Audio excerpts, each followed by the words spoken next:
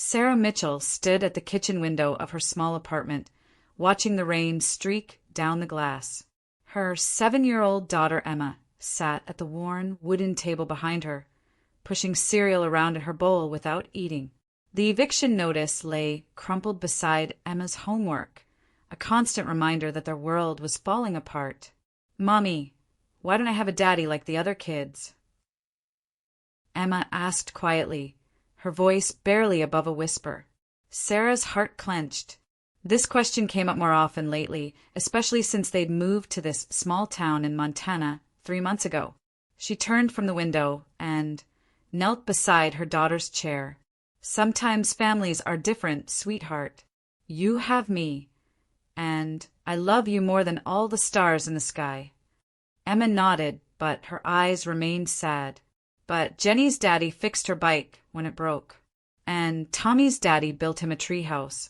I wish I had someone to do those things with me." Sarah pulled Emma into a hug, fighting back tears.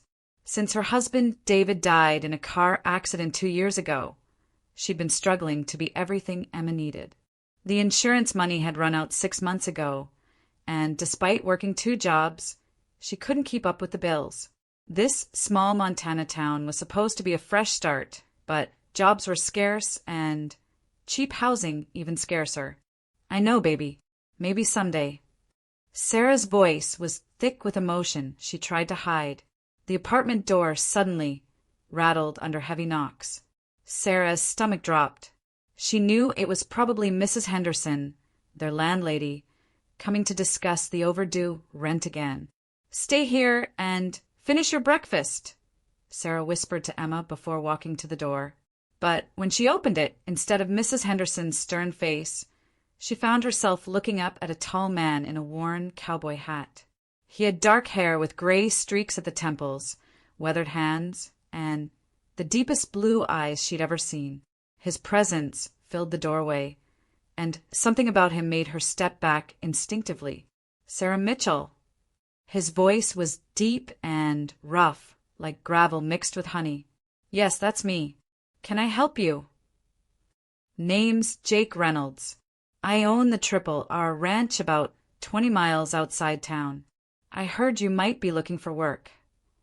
Sarah frowned. "I'm sorry, but I think there's been a mistake. I didn't apply for any ranch work. I don't know anything about ranching." Jake's eyes moved past her to where Emma sat at the table, now watching them with curious eyes.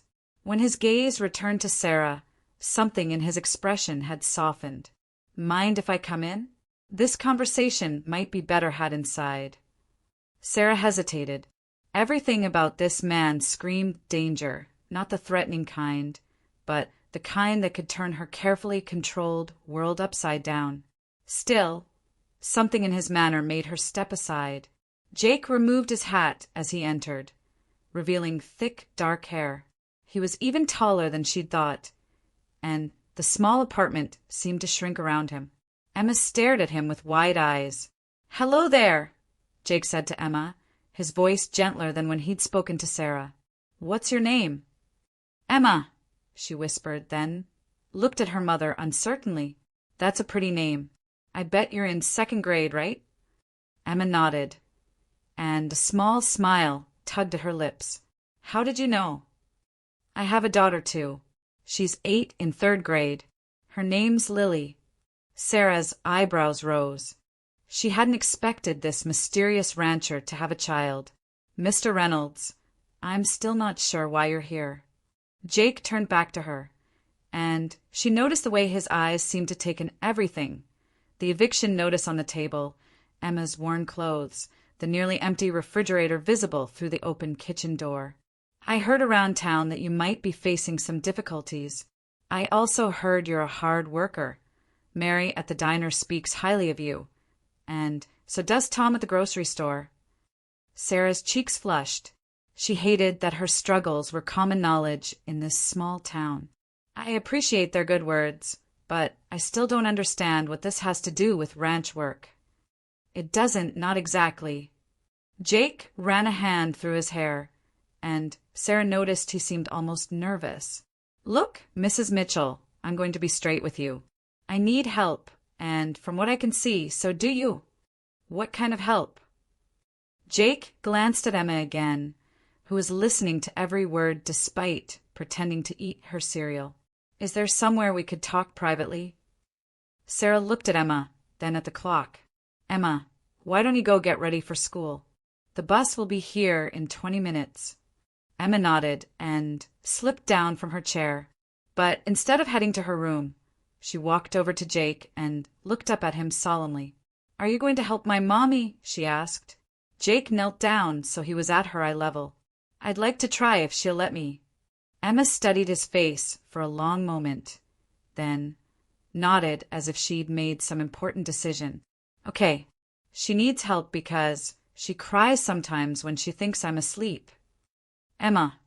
Sarah gasped, mortified, but Jake's expression only grew more gentle. It's hard being a mommy all by yourself, isn't it? Emma nodded seriously. She tries really hard, but sometimes things are broken, and she doesn't know how to fix them. Well, I'm pretty good at fixing things. Maybe I can help. Emma smiled, the first real smile Sarah had seen from her daughter in weeks. That would be good. Mommy, I like him. After Emma went to get ready for school, Sarah and Jake sat at the small table. The eviction notice seemed to loom between them. You said you need help too, Sarah began carefully. What kind of help? Jake was quiet for a moment, staring at his hands. My wife died 3 years ago. Cancer. Since then, it's just been me and Lily at the ranch. I'm sorry for your loss. Thank you. The thing is, Lily's been having a hard time. She misses having a mother figure around. The ranch keeps me busy from dawn to dusk, and she spends most of her time with Mrs. Garcia, our housekeeper. But Mrs. Garcia is getting older, and she's talking about retiring soon. Sarah waited for him to continue, sensing there was more. Lily's grades have been slipping. She's been getting into trouble at school, acting out. The counselor says she's angry about losing her mother and needs more attention, more stability. She needs a woman in her life. That must be very difficult for both of you. It is. Jake looked up at her. I've been thinking about this for months. I need someone to help care for Lily, someone who could be there when I can't be. And you need a job, a place to live. Sarah's heart began beating faster. What exactly are you proposing? I'm proposing a marriage of convenience. The words hung in the air between them like a challenge. Sarah felt like all the oxygen had been sucked out of the room. A marriage, she repeated slowly. Not a real marriage, Jake said quickly. A business arrangement. You'd have your own room, your own space. But legally you'd be my wife, which would give you and Emma security. You'd help care for Lily. And in return, you'd have a home, steady income, and Emma would have stability. Sarah stared at him. You don't even know me. I know you're a good mother. I know you're hardworking. I know you're struggling. And I know what it's like to worry about your child every single day. His blue eyes met hers steadily. I also know you're desperate, or you wouldn't still be sitting here listening to this. She wanted to be offended by his bluntness, but he was right. She was desperate. Why would you want to take on that responsibility? Emma and me, I mean. You could hire a nanny. I've tried nannies. They don't last long on a working ranch. It's isolated, the work is hard, and Lily has scared off 3 of them in the past year. A rueful smile crossed his face. She can be challenging when she wants to be. And you think a complete stranger would do better. I think someone who has their own child, someone who understands what it means to be a parent, might have better luck. And if that someone also needs what I can provide, a home, security, a fresh start, then maybe it could work for everyone. Emma appeared in the doorway, backpack slung over her shoulder. The bus is coming, Mommy. Sarah stood up, her mind reeling. We'll talk about this later, Mr. Reynolds. Jake, he corrected, standing as well. And I hope we will. After Emma left for school. Sarah found herself alone with Jake again. The apartment felt even smaller now, and she was acutely aware of how close he was standing. "You must think I'm crazy," he said quietly. "I think you're desperate too," Sarah replied honestly. "People don't propose to strangers unless they're out of options." He laughed, a sound without much humor. "You're right. I am desperate. I'm watching my daughter fall apart, and I don't know how to help her. Every day I see her getting angrier, sadder, more withdrawn. She needs a mother figure, but I can't just snap my fingers and make that happen. So you decided to find one. I decided to try to find a solution that could help both our families." Sarah walked to the window and looked out at the street where Emma's school bus had disappeared. What would this arrangement involve exactly? You and Emma would move to the ranch. There's plenty of space. It's a big house. You'd help care for Lily, maybe do some light housework. Nothing you're not already doing as a mother. In return, you'd have a roof over your head, food on the table, and financial security. And the marriage part? Legal protection for you and Emma. If something happened to me, the ranch would go to my wife and children, not to distant relatives. It would mean you'd never have to worry about being homeless again. The offer was overwhelming. Part of her wanted to say yes immediately. The security he was offering was more than she'd dared to dream of. But another part of her was terrified. "I don't know anything about ranch life." "You'd learn. Mrs. Garcia could teach you what you need to know before she retires. And what about what would people think? People in small towns always talk. Let them. What matters is whether this arrangement works for our children." Sarah was quiet for a long time, staring out the window. Finally, she turned back to him. "Why me? Really? In a town this small, there must be other single women. Women who already know about ranch life." Jake was silent for so long she thought he wasn't going to answer. When he finally spoke, his voice was quieter than before. "I saw you at the diner last week. Emma was with you, and you were teaching her to count the tip money. You were patient with her, kind. And when that man at the next table made a rude comment about single mothers, you didn't lose your temper. You just held your head higher and continued helping your daughter with her math." Sarah remembered that day. The man's comment had stung, but she'd refused to let Emma see how much it hurt. "I watched you, and I thought, this is someone who puts her child first, no matter what. That's what Lily needs. That's what any child needs." The sincerity in his voice made her throat tight with emotion. "Mr. Reynolds. Jake, I don't know what to say. Say you'll think about it. Come out to the ranch this weekend. Meet Lily. See the place. If it feels wrong, we'll forget this conversation ever happened." Sarah looked around the small apartment that had never really felt like home. Through the thin walls, she could hear Mrs. Henderson's television blaring, and she knew the woman would be knocking on her door again soon, asking for rent money she didn't have. What if Lily doesn't like us? Then we'll know this isn't the right solution. What if Emma doesn't want to leave town? Then we'll figure something else out. The simple way he said it, like problems were meant to be solved rather than endured, made something inside her chest loosen just a little. "I need time to think."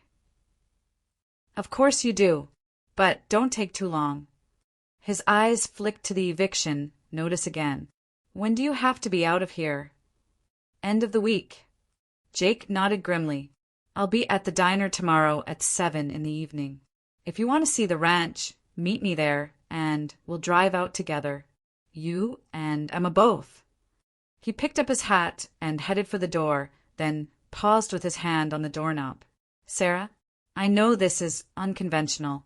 I know it's scary, but sometimes the best solutions are the ones we never saw coming." After he left, Sarah sank into the chair he'd vacated. The apartment felt different somehow, charged with possibility and fear in equal measure. She picked up the eviction notice and stared at it, then looked around at the home she'd tried so hard to make for Emma. Jake Reynolds was offering them a lifeline, but at what cost? Marriage, even a practical one, was not something she'd ever imagined entering into with a stranger. And yet, what choice did she really have?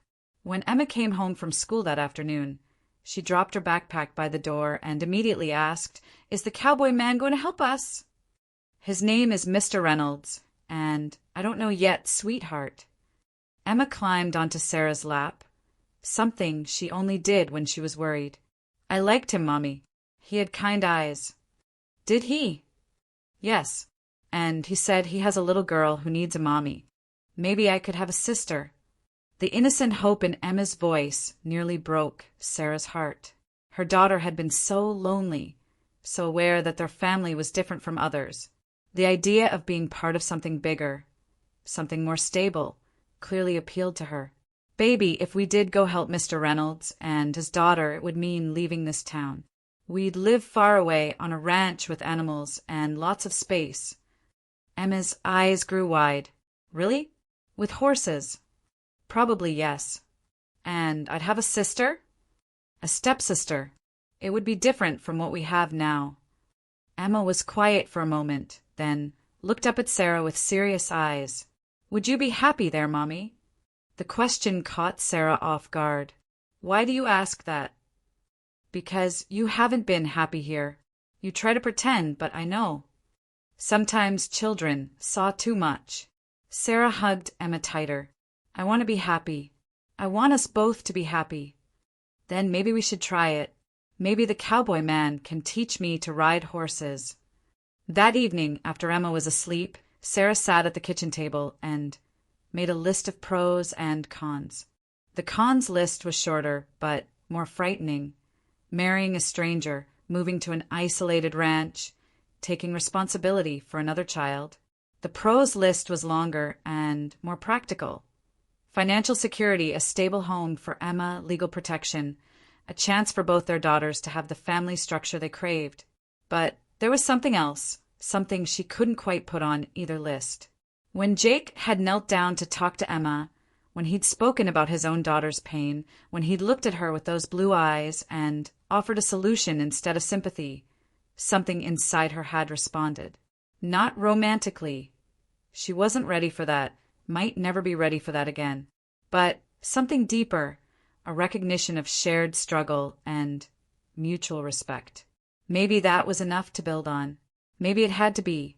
The next evening, Sarah stood outside the diner with Emma's hand in hers, watching through the window as Jake sat alone at a corner booth. He looked different out of his ranch clothes, wearing a clean button-down shirt and dark jeans, but he still commanded attention.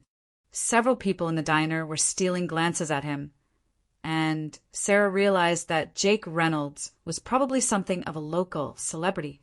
"Are you ready?" she asked Emma. Emma nodded eagerly. "I want to see the horses." Sarah took a deep breath and pushed open the diner door. Jake looked up as they entered, and the smile that crossed his face was genuine and warm. "I wasn't sure you'd come," he said as they approached his booth.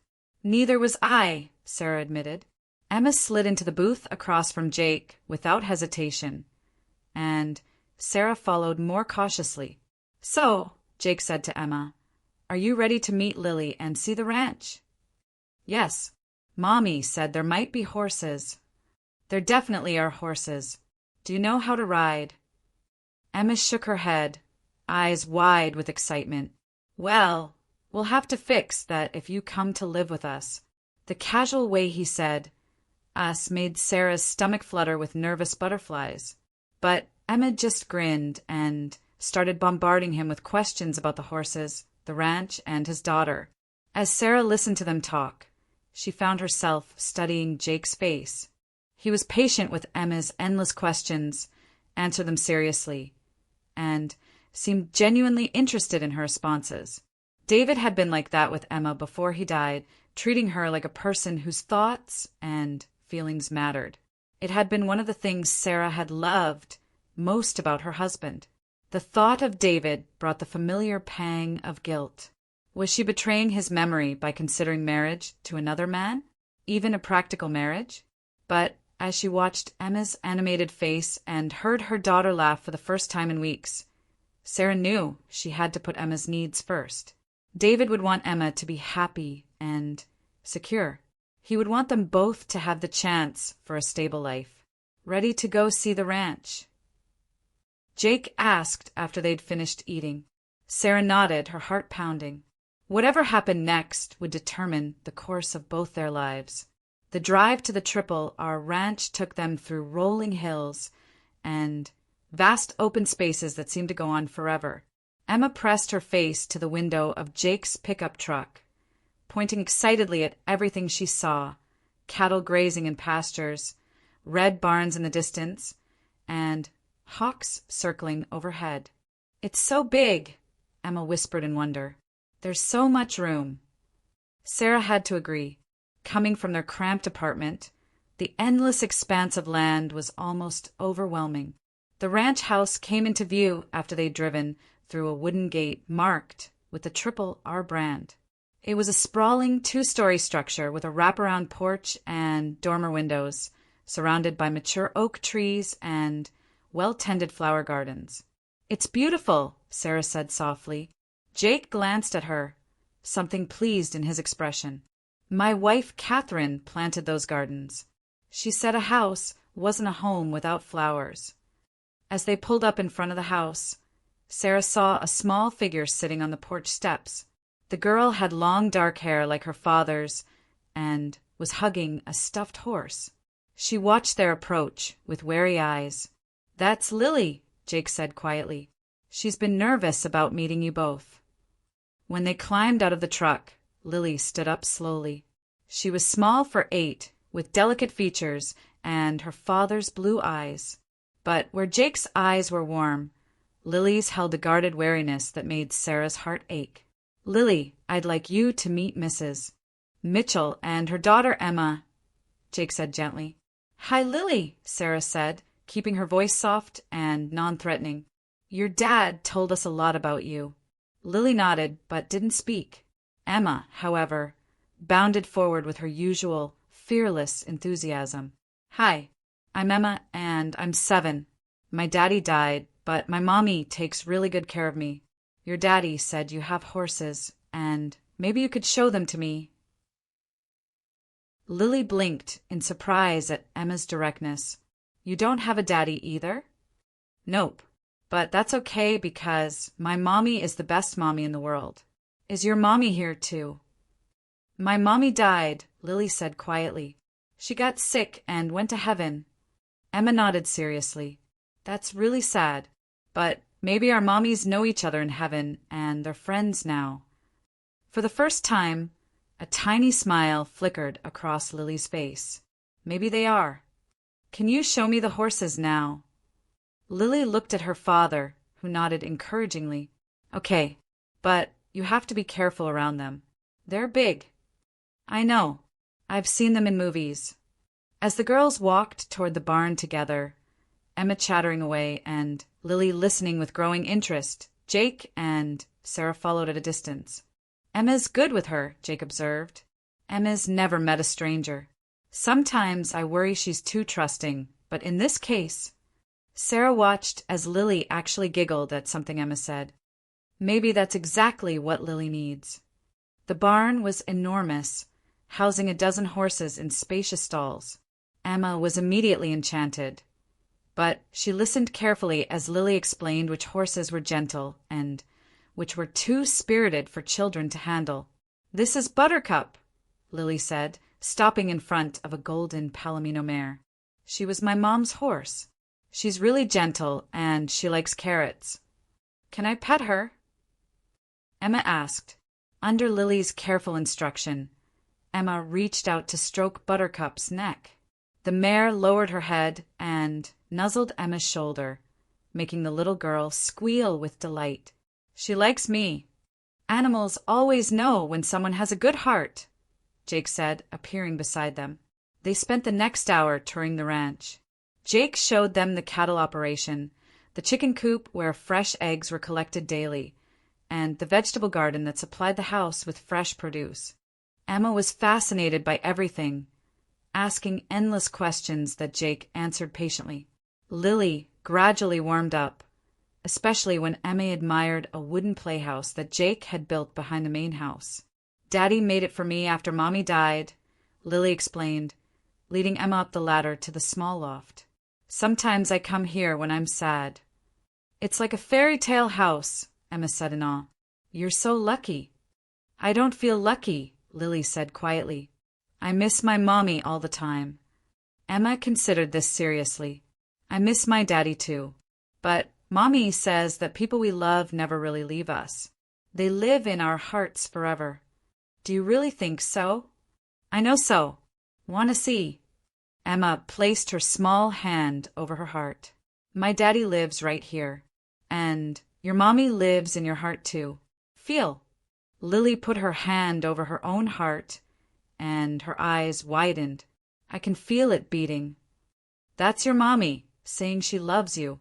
Sarah, who had been watching from below, felt tears sting her eyes. Trust Emma to find the perfect words when adults struggled for them. When they returned to the house, they were greeted by a plump, gray-haired woman with kind eyes and flour on her apron. "This is Mrs. Garcia," Jake said. "She keeps us all fed and the house running." Mrs. Garcia embraced Sarah warmly. "It's so good to meet you, dear. Jake's told me all about you and your little one." Over dinner, a hearty meal of pot roast, mashed potatoes, and fresh green beans, Sarah began to understand the rhythm of life on the ranch. Jake talked about the day's work, checking on cattle, repairing fences, and planning for the upcoming calving season.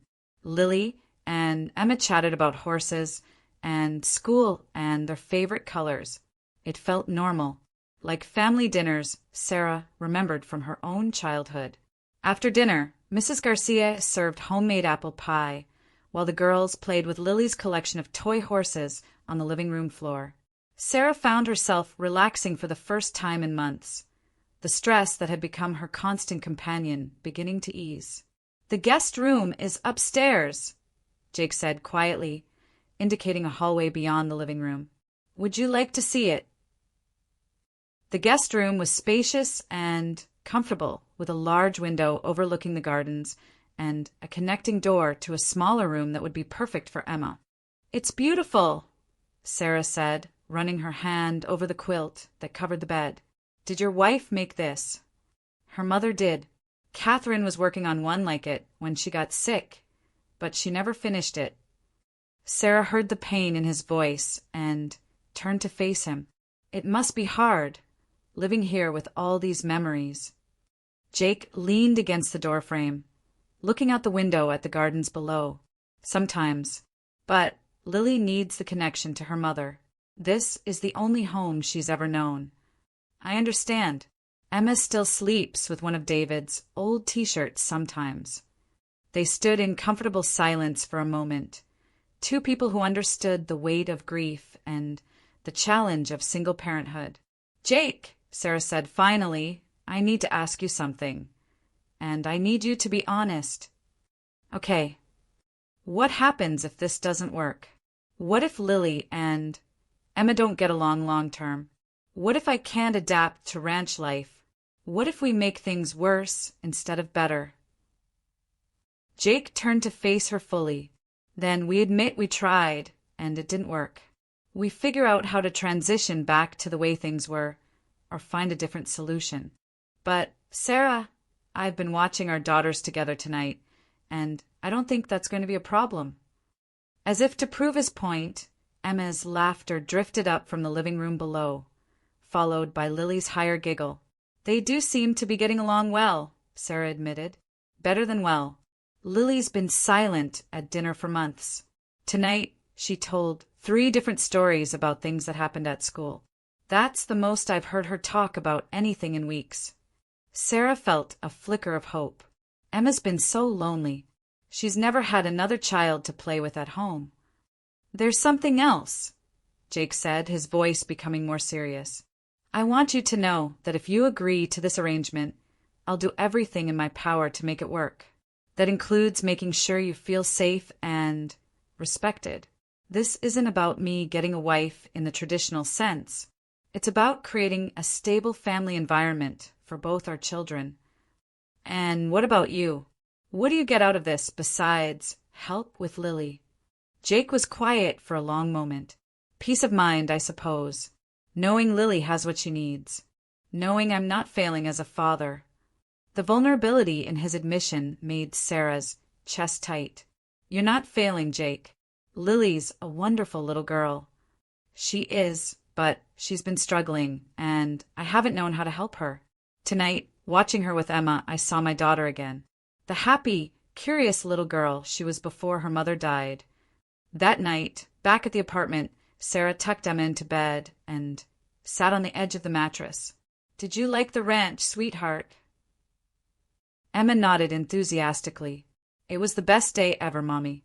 Lily showed me everything, and we played in her playhouse, and Jake said he would teach me to ride Buttercup if we came to live there. How would you feel about leaving this town and moving to the ranch?" Emma considered this seriously. "Would I still go to school?"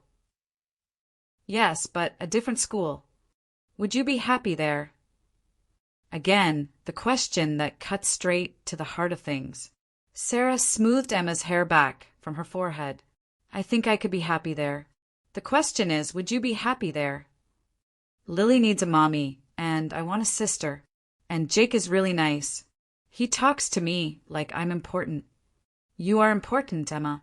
You're the most important thing in the world to me." "I know, but it would be nice to have a big family. And Lily said there's a tire swing by the creek, and in summer we could go swimming and catch fireflies."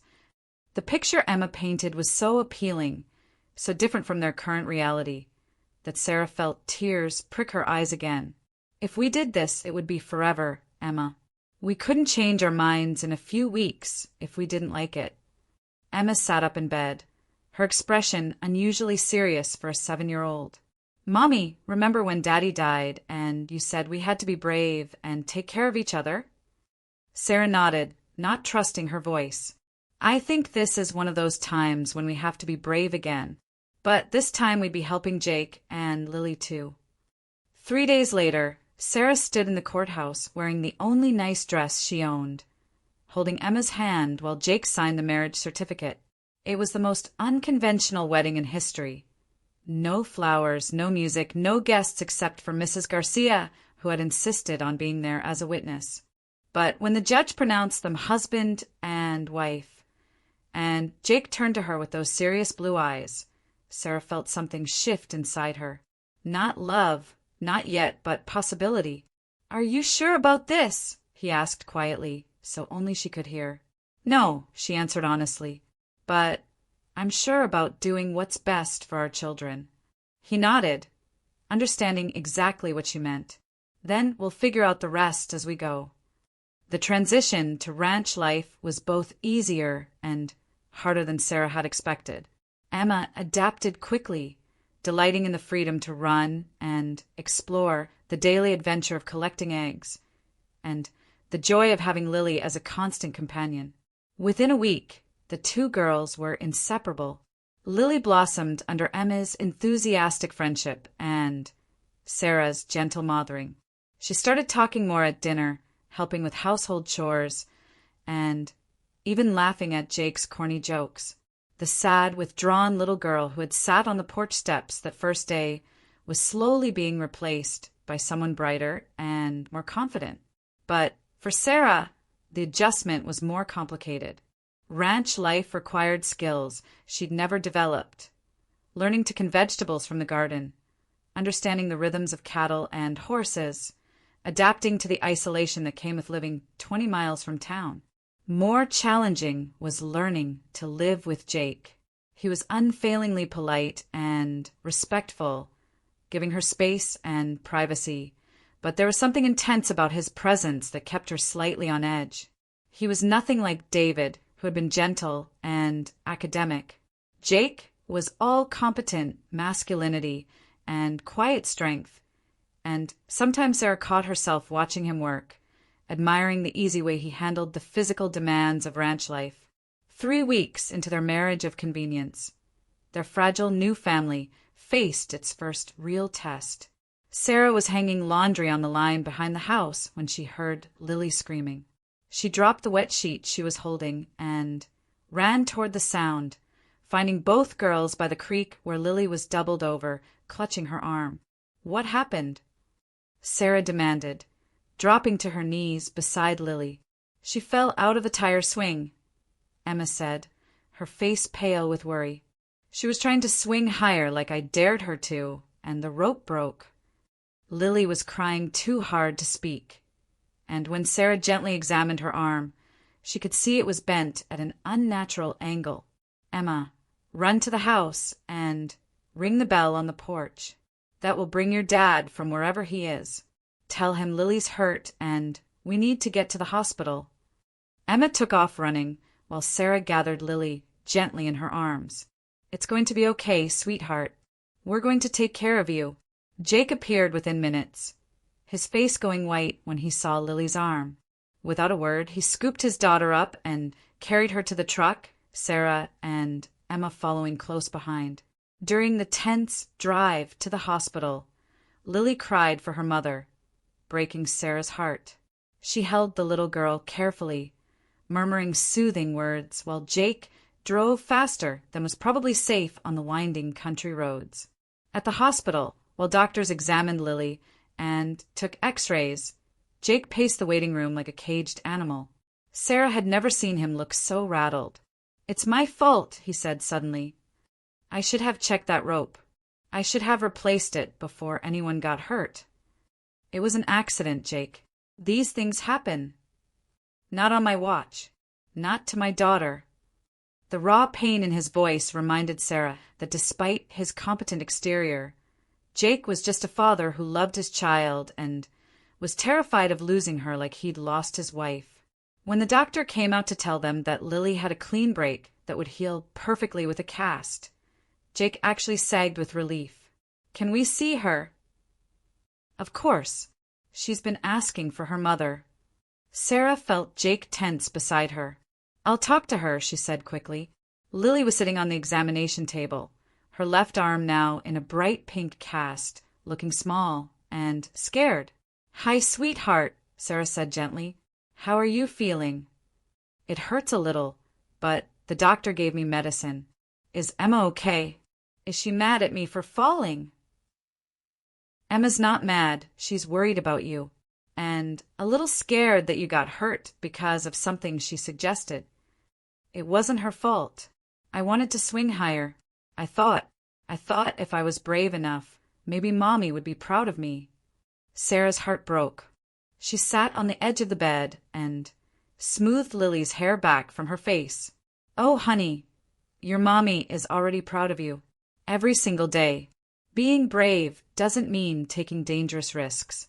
It means doing the right thing even when you're scared." "What if Daddy's mad at me?" "Your daddy could never be mad at you for getting hurt. He loves you more than anything in the world." When Jake finally came in to see Lily, he gathered her carefully in his arms, his face full of relief and love. "How's my brave girl?" "I'm sorry I broke the rope, Daddy. The rope was old, sweetheart. That's my fault, not yours. I should have replaced it a long time ago. Are you going to take the swing down?" Jake looked at Sarah over Lily's head. "What do you think we should do?" "I think we should fix it properly so it's safe. But maybe we should have some rules about how high is too high." "That sounds reasonable," Jake agreed. That evening, after the girls were finally asleep, Lily in her own bed with her cast propped on pillows, Emma curled up on the floor beside her. "So Lily won't be scared in the night," Sarah and Jake sat on the front porch in the darkness. "Thank you," Jake said quietly. "For what?" "For the way you handled everything today. For taking care of Lily like she was your own daughter." Sarah was quiet for a moment. She felt like my own daughter. The moment I saw her hurt, I didn't think about anything except getting her safe. "That's what a mother does." "Yes, it is." They sat in comfortable silence, listening to the night sounds of the ranch, cattle lowing in the distance, an owl calling from the oak trees, the whisper of wind through the grass.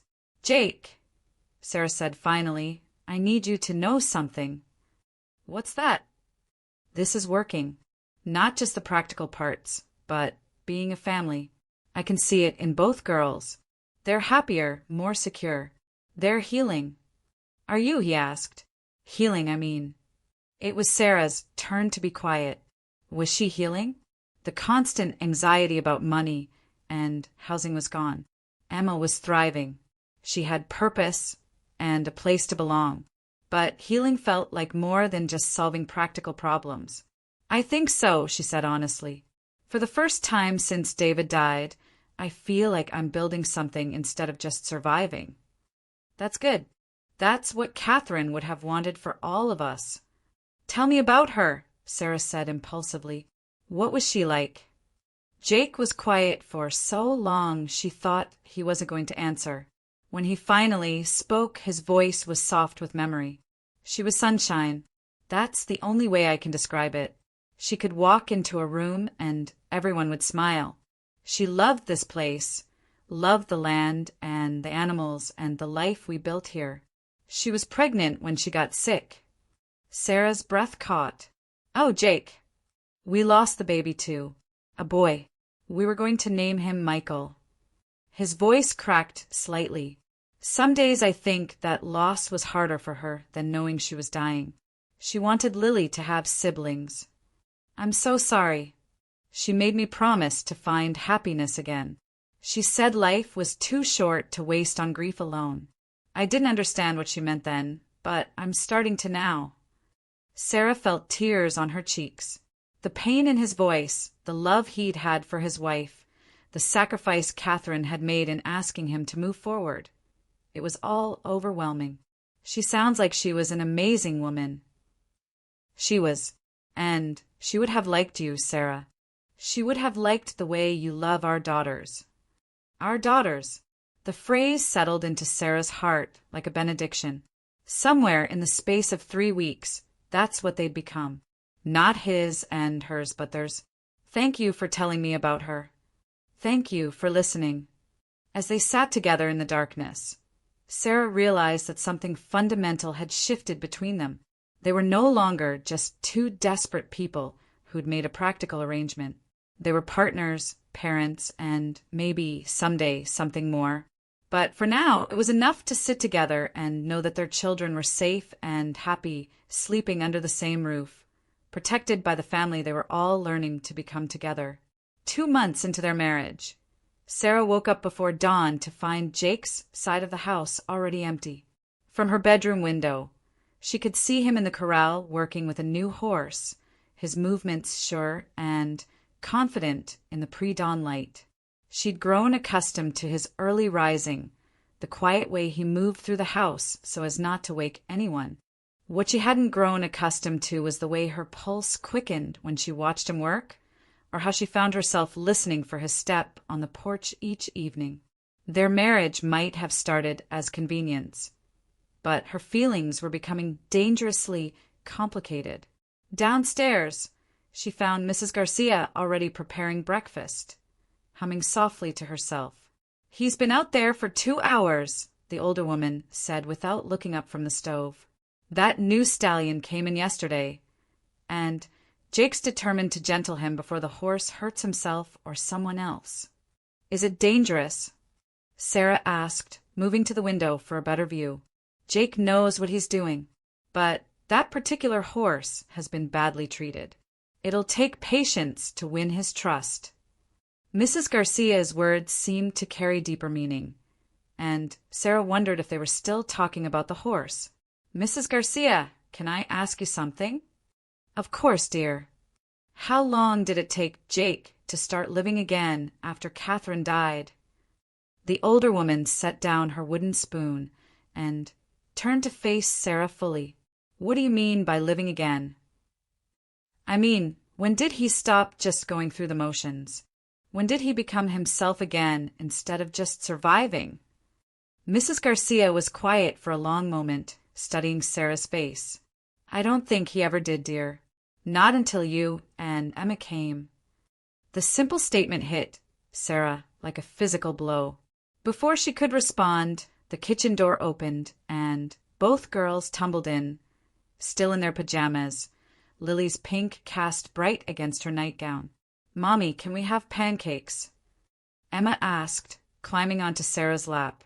Mommy had started as a slip of the tongue from Lily 3 weeks ago, but both girls used it naturally now, and it never failed to make Sarah's heart swell. "I think we can manage pancakes," Sarah said, kissing Emma's forehead. "Can we take some to Daddy too?" Lily asked. "He's been working with Thunder all morning." "Thunder?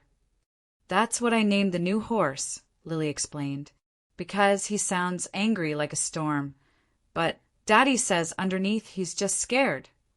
Out of the mouths of babes, Sarah thought. An hour later, Sarah walked out to the corral, carrying a plate of warm pancakes and a thermos of coffee.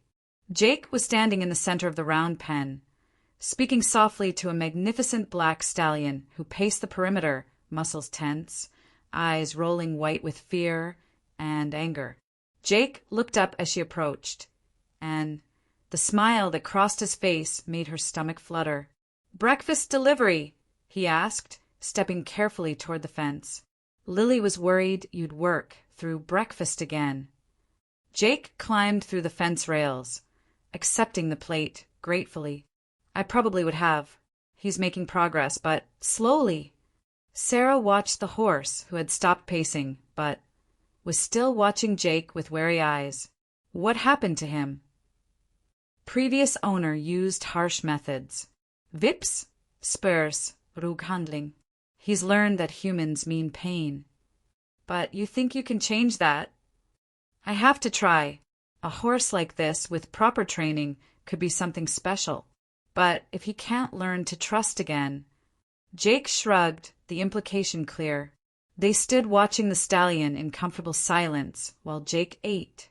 Sarah had learned to appreciate these quiet moments they shared, away from the bustle of children and household duties. "Sarah," Jake said suddenly, "there's something I need to tell you." Her stomach dropped. "What is it?" "Catherine's parents are coming for a visit next week. They usually come twice a year to see Lily." "That's nice. Lily should know her grandparents." "They don't know about our marriage." Sarah felt the ground shift beneath her feet. "What do you mean they don't know?" Jake set down his coffee cup and turned to face her fully. "I meant to tell them, but every time I started to write the letter or pick up the phone, I couldn't find the right words. How do I explain that I married someone they've never met? How do I make them understand that this isn't about replacing Catherine? Jake, we've been married for 2 months. How is this the first time you're mentioning this?" I know it sounds bad, but Harold and Margaret Whitman are good people who love their daughter deeply. They've been worried about Lily since Catherine died, and about me too. If I tell them I've remarried, they'll have questions I'm not sure how to answer. Sarah felt a chill that had nothing to do with the morning air. What kind of questions? About whether I love their daughter. About whether this new marriage dishonors her memory. About whether my new wife can possibly care for Lily the way Catherine would have. Each question hit Sarah like a slap. And what would you tell them? Jake was quiet for a long moment, and his silence spoke volumes. You don't know, do you? Sarah said quietly. You don't know how to answer those questions because you're not sure of the answers yourself. Sarah, that's not. It is. She stepped back, putting distance between them. I'm the stranger you married out of convenience. The placeholder who keeps house and watches your daughter while you figure out your real life. That's not true, isn't it? After 2 months, you can't even tell your in-laws that you've remarried. What does that say about what this marriage means to you? Jake's jaw tightened. It means I'm trying to protect everyone involved. Harold and Margaret are in their 70s. The stress of thinking I've forgotten Catherine could what? Make them realize that life goes on, that their daughter would want her family to be happy. You don't understand what Catherine meant to them. She was their only child. Losing her nearly destroyed them. And you think I don't understand loss? Sarah's voice rose. You think I don't know what it means to lose someone you love. I lost my husband too, Jake. But I didn't dishonor his memory by pretending my life stopped when his did. The words hung between them like a challenge. In the corral, Thunder snorted and paced, sensing the tension. I'm not pretending my life stopped, Jake said quietly. Aren't you? You married me to take care of Lily, to solve a practical problem. But you haven't let yourself actually move forward. You've just created an arrangement that lets you avoid dealing with your grief. That's not fair, isn't it? When was the last time you talked about the future, Jake? About plans or dreams or hopes? You live day to day, month to month, like you're afraid to want anything more than survival. Jake stared at her, and Sarah saw something flicker in his eyes. Recognition, maybe, or pain. I should get back to the house, Sarah said when he didn't respond. The girls will be wondering where we are. She turned and walked away, her chest tight with hurt and anger. Behind her, she heard Jake calling her name, but she didn't turn back. The rest of the week passed in polite tension. They maintained civility for the children's sake. But the easy companionship they'd been building was replaced by careful distance. Sarah threw herself into household duties and caring for the girls, while Jake spent longer hours working with the horses and managing the ranch. Emma and Lily sensed something was wrong, becoming more clingy and watchful. Sarah hated that their adult problems were affecting the children, but she didn't know how to fix things without compromising her own dignity.